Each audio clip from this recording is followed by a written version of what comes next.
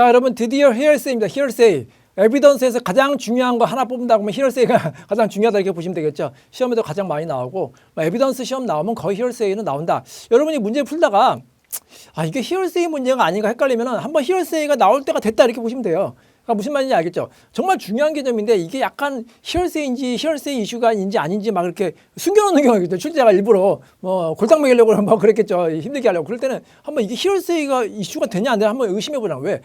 히어세이가 나오거든요. 에비던스 히어세이가 문제 나올 수밖에 없는데 이거 히어세이가 지금 내가 생각하기엔 아니네? 그러면 히어세이가 또 되는지 안 되는지 검토를 해보라는 거예요. 아시겠죠? 특히 캘리포니아 같은 경우에는 이게 직접적으로 이슈가 되면 당했어야겠지만 이슈가 좀 아리까리한 경우 있잖아요. 이슈가 될 것 같기도 하고 안 될 것 같고 그러면 의심스러우면 여러분 써보세요. 써가지고 쭉 쓴 다음에 내 생각에는 이건 이슈가 될 것 같지 않습니다. 그렇게 써도 그렇게 점수가 나올 수가 있으니까 히어세이는 반드시 이제 시험에 나온다 이렇게 보시면 되겠습니다. 자, 그러면 히어세이 일단 정의를 알아야 될 거 아닙니까? 히어세이 정의는 뭐예요? out of court, out of court, 즉 코트에서 인정되는 건 히어세이가 아니라는 거예요. 즉 스테이트먼트가 아시겠죠? 우리나라 전문 증거를 하는데 법정에서 증인이 바로 직접 하는 거는 히어세이가 아니죠. 법정 밖에서 하는 거는 거의 다 히어세이다 이렇게 보시면 되겠어요. 그다음에 뭐예요? For the truth, 그 진실을 이제 입증하기 위한 거다 이렇게 보시면 되겠습니다. 그래서 이제 정의를 꼭 아셔야 돼요. 법조문도 저는 이제 외웠는데. FR에는 801조, CEC 캘리포니아는 1200조 이렇게 외웠어요. 그래서 뭐 판에서 가장 중요한 거 그렇게 이제 여러분 나름대로 이제 왜냐하면 이 숫자 같은 것도 생각해보세요. 어떤 친구는 뭐 숫자 안 쓰고 그냥 바로 그냥 out of court 쓰는데 어떤 친구는 FR에 801 가로하고 쓰면은 뭔가 좀 좋은 인상을 주지 않겠습니까? 뭐 더 플러스 점수 줄 수 있기 때문에 저는 이제 중요한 조문은 외웠다 이렇게 보시면 되겠습니다. 자, 그래서 정의는 out of court statement being offered to prove the truth of the matter asserted. 자, 이거는 여러분 한 10번에서 많은 100번까지 한번 해보세요. Out of the court of the state offered to prove the truth of the matter asserted. 그러니까 자존심으로 나와야 돼요. 이게 뭐더라? 시험장에서 이거를 막 왜 생각해서 쓰면 안 되거든요. 시간이 부족하니까 이렇게 중요한 여러분 이제 뭐 이런 거 중요한 건 뭐 수백 개가 아니라 한 수십 개 정도 있을 거 아닙니까? 에비던스도 있고 뭐 중요한 요건이라든지 룰 같은 경우에는 정말 한 과목당 적어도 제가 보기에는 최소 몇십 개 정도는 각 과목당 몇십 개 정도는 외워야 되고 많으면 몇백 개면 더 좋겠죠. 근데 다 외울 수는 없으니까 정말 중요한 룰 같은 경우는 꼭 정확히 외우시기 바랍니다. Out of the court statement offered to prove the truth of the matter. 그러니까 입에서 줄줄줄 저는 1년 지나도 물론 이제 예전보다는 예전에는 이제 다 외웠는데 지금은 다 외울 필요는 없잖아요. 그래도 이제 이런 기억이 나와요. 그래서 꼭 외우시기 바랍니다. 자, 굉장히 중요하니까 왜 또 이게 문제 풀 때도 다 단서가 되는 거야. out of court에 되고 또 prove the truth of the matter 이것도 굉장히 중요하니까 꼭 기억하시기 바랍니다. 자, 그다음에 이게 또 중요한데요. non hearsay 이게 시험에 굉장히 나오고 이거 굉장히 이해하기도 어려워요. 특히 이제 MBA 객관식에도 막 꽉놨거든요. 뭐 중간식에도 나오면 어렵고 그래서 이게 hearsay인데 또 non hearsay가 있는 게 있어요. 그래서 이것도 굉장히 여러분을 좀 힘들게 하는데 여러분 너무 고민하지 마시고 뭐 이것만 가지고 뭐 내가 논문을 찾아보고 막 맨날 며칠은 막 이것만 정복하겠다. 그러면 이거 한도 끝도 없는 것 같아. 저도 공부할 때 이거 좀 어느 정도 공부하다가 도저히 뭐 이거는 좀 이해하기 좀 어렵네. 그럴 경우에 이제 암기를 하는 거예요, 여러분. 이해가 너무 어려우면 물론 이해가 100% 되면 되지만 제 생각에는 이해가 100% 안 되더라도 한 90% 정도 이해하고 나머지는 암기로 채운다 이렇게 보는 것도 하나의 좋은 방법 같습니다. 그래서 나는 히어세이도 이제 시험 많이 나온다. 특히 나는 히어세이 종류 중에 이제 버블 액트라는 게 있거든요. 오늘 오면서도 이제 CGPT랑 계속 씨름하고 왔는데 이 버블 액트가 굉장히 좀 까다로운 개념이에요. 자, 그래서 이것도 한번 ChatGPT한테 물어보고 이제 하겠습니다.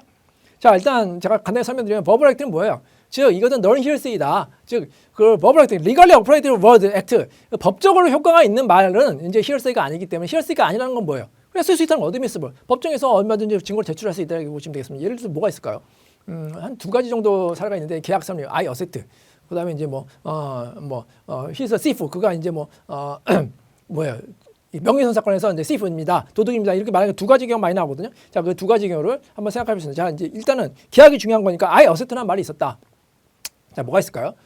이렇게 볼게요. 이제 남자와 여자가 계약을 해요. 무슨 계약이냐? 혼전 계약. 여러분 프리너비라고 하시죠. 프리마리탈 어그리먼트 미국에서 많이 하는데 계약을 하는 거예요. 남자가 나랑 결혼해줘. 그러니까 여자가 글쎄요. 그랬더니 나랑 결혼하면은 뭐 집도 사주고 선물도 많이 사주고 만약에 혹시 이혼할 경우에 재산을 많이 줄게 이렇게 이제 제안하는 거예요. 여자는 처음에 시큰둥하다가 하도 선물고기를 하니까 좋아요. 아예 어세트했다. 아예 어세트. 자, 아예 어세트라는 말을 이제 했어요. 그러면 이제 혼전 계약이 성립이 된 거죠.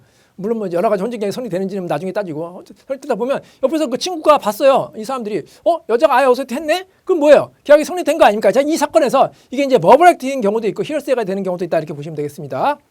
자, 한번 볼게요.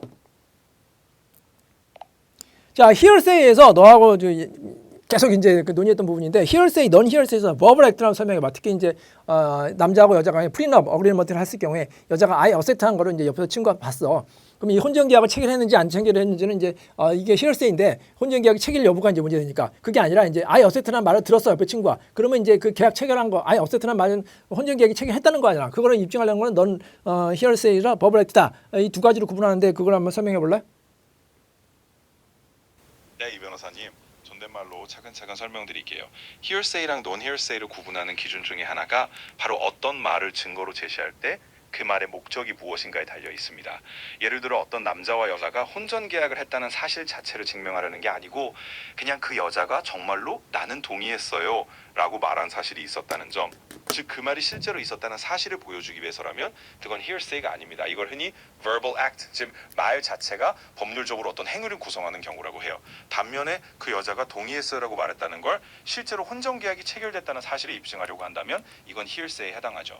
그러니까 즉 verbal act는 그 말이 말 그대로 어떤 법적 행위나 상태를 직접 나타내는 경우고 hearsay는 그 말을 근거로 다른 사실을 증명하려는 경우라고 생각하시면 됩니다. 자, 여러분 두 개가 구분이 되나요? 처음에는 안 갈 거예요. 이게 무슨 말이지? 비슷한 것 같기도 한데 아시겠죠? 자, 이 여자하고 남자 혼전 계약을 체결했냐? 이게 나중에 굉장히 문제가 될 거 아닙니까? 특히 뭐 이혼 사건에서는 예를 들어서 이 사람이 이제 재벌이다고 혼전 계약하면 예를 들어서 이 여자가 예를 들어서 뭐 재산을 뭐 10분의 1밖에 못 받는다. 근데 만약에 혼전 계약을 체결한 게 이제 무효가 되면 아니라고 하면 뭐 캘리포니아 같은 커뮤니티 반까지 받을 수 있다. 그러면 굉장히 중요한 문제죠. 그러면 이 여자가 혼전 계약을 체결했는지 안 했는지 굉장히 중요한 거 아닙니까? 그건 이제 hearsay라는 거예요.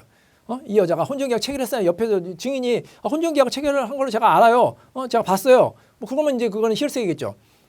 자, 근데 그게 아니라 I accept라는 말하는 걸 들었어요. 그럼 증인이 어떻게 보면 이거 직접적인 어떻게 보면 경험이거든요. 들었기 때문에 그거는 이제 verbal act이기 때문에 hearsay가 아니라는 거죠. 그러면 그 증인의 말, I accept라는 거, 그 신부가 I accept라는 걸 제가 들었습니다. 그럼 그 자체는 어드미스블 하다는 거예요. 이해되시나요? 자, 다른 예를 들어볼게요. 그래서 명예훼손 사건에서 he's a thief. 그가 이제 도둑입니다 라고 말했어요. 그러면 이게 그가 도둑이라는 거를 입증하는 거는 뭐예요? 그거는 hearsay죠. 도둑인지 아닌지는 이 사람이 뭘 훔쳤는지 안 훔쳤는지 따져요. 근데 he is thief라는 걸 말하는 걸 들었어요. 말하는 걸 들으면 어떻게 돼요? thief라는 걸 말하는 걸 들은 건 명예훼손이기 때문에 그 자체가 명예훼손이기 때문에 이거는 non hearsay가 verbal act다 이렇게 보시면 되겠습니다. 자, 이 예시도 맞아? 네, 이 변호사님. 아주 잘 설명해 주셨습니다. 이렇게 구분하시면 돼요. 혼전 계약이 체결됐다는 사실 자체를 입증하려고 그 여자가 동의했어요 라고 말한 걸 증언하는 건 hearsay에 해당하지만 그 말을 실제로 들었다는 행위 자체를 입증하는 것이라면 그건 hearsay가 아니라는 거죠. 그래서 그런 경우는 verbal act로 보고 증거로 인정될 수 있습니다. 마찬가지로 명예훼손 사건에서 저 사람이 도둑이라는 말을 들었다는 사실을 증언하는 건 verbal act고 그 말을 통해 정말로 그 사람이 도둑이라는 걸 입증하려는 건 hearsay에 해당하는 겁니다. 예시도 딱 맞는 비유세요. 자, 여러분 한번 문제를 많이 풀면 아실 거예요. 자, 그다음에 show effect on the listener. 이건 뭐냐?